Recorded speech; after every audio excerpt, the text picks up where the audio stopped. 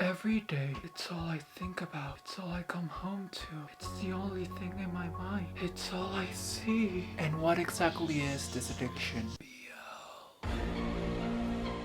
What is that? It's the reason I don't have a job.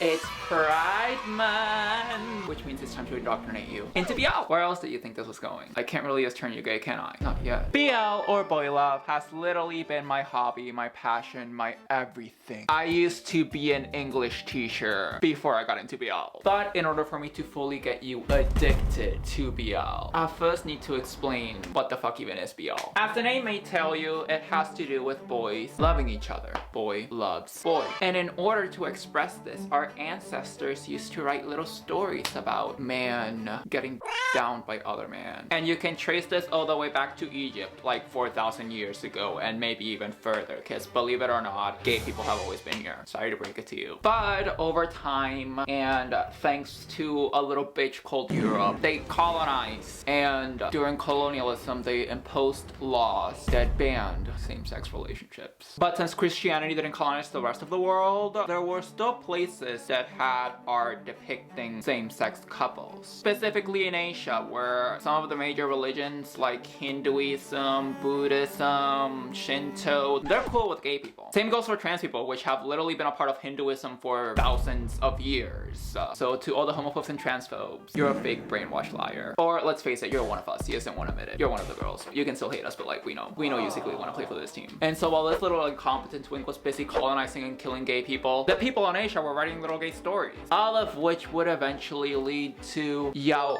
which is Japanese for boy love, with stories like The Boy's Name is Gilbert and Year 24 Group of Flowers being some of the first BL manga, which meant that Japan is responsible for my addiction. The thing is, these gay stories were not actually written by gay people, because BL started out as stories for straight cis women. So they would write these stories of effeminate men, and essentially all of that would evolve into full-on mangas that focused on men love men relationships. But since they were all written by women, they had not the best understanding of how gay relationships actually work. Because in a lot of these early works, they have this heteronormative idea that one man is actually the man in the relationship and the other man actually plays the woman in the relationship. So even though they're gay, they act like a straight couple. So there's not really gay or queer representation in stories that are based on gay and queer people. And a lot of women ate that up. And not only in Japan, because in China, South Korea, and Southeast Asia, they literally started pirating BL mangas. And it was so popular that by the 1990s, China made its own version of BL called Danmei. And in the 2010s, Thailand became the first Asian country to make mainstream BL shows, which were so popular that it then drove other Asian countries to make BL shows and movies. And meanwhile, Europe and the countries they colonized are like, fuck gay people. Countries like Germany and Italy had a little bit of interest in queer stories, but they were nowhere near as popular as BL was in Asia. So there were barely any. And as time went by and countries became more accepting of gay and queer people, actual gay and queer people actually started getting represented in BL, aka stories that were supposed to be gay and queer from the start, which is how we get to present day BL, aka the BL I got into because I thought the entire world was on the same page on hating gay and queer people. A lot of shows like I Told Sunset About You have done a great job of actually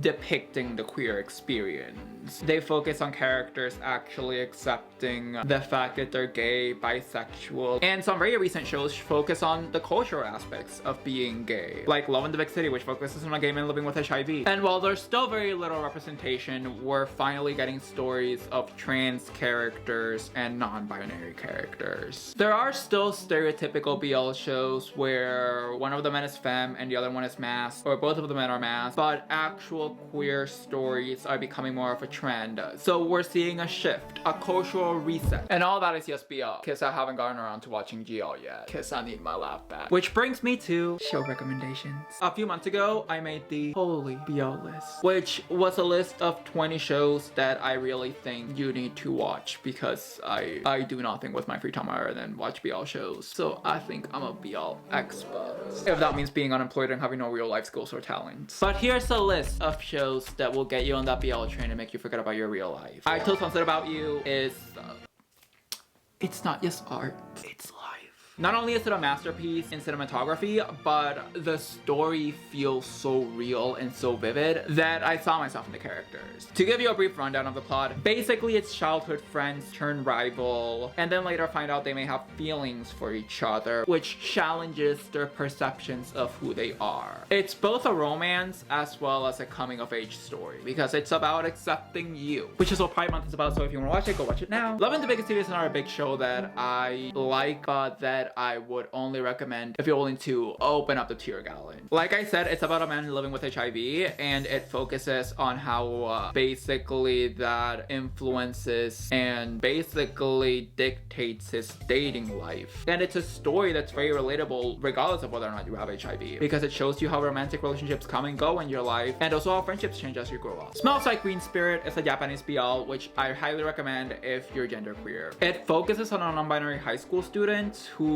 has a hard time being not only in terms of liking men, but also in terms of dressing femme. It's a very relatable story if you're trans or genderqueer, because even though neither of the main characters are trans or non-binary, the experiences they go through are very similar to trans and non-binary experiences. Like, I'm pretty sure they are trans and non-binary. The showrunners were just like, okay, well, if we actually want to get this up on any network, we need to like censor it a little bit. Gay Sa Pelikula is a Filipino show that focuses on a character who basically has to accept the fact that they're gay. It's very emotionally charged, but very relatable if you ever had to go through the same experience. Similar to I Told Sunset About You, though this one is way more direct and more straightforward. So I definitely recommend it if you're getting into BL shows. And the reason basically all of the ones I mentioned are from Asia is because in the West, even though we legalized gay marriage, we don't really put out gay movies and shows. Like until recently, we had almost zero.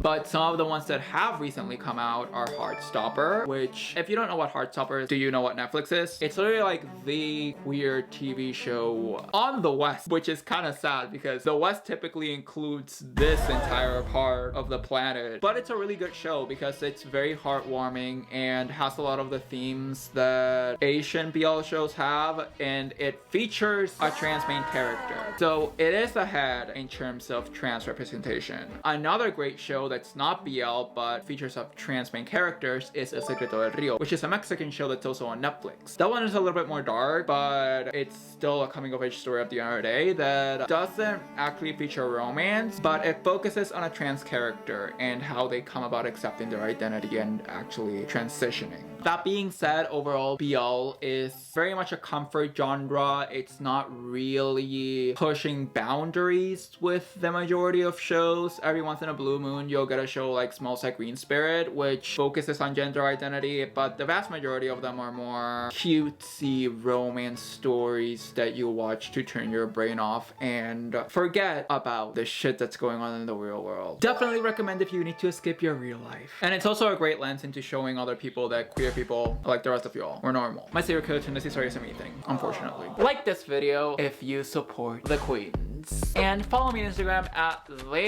@Gabriela for some hot, real trans girl shit. And some juicy stuff coming from this juicy brain that has been squeezing a lot lately. That sounded gross. And stay safe, and I love you.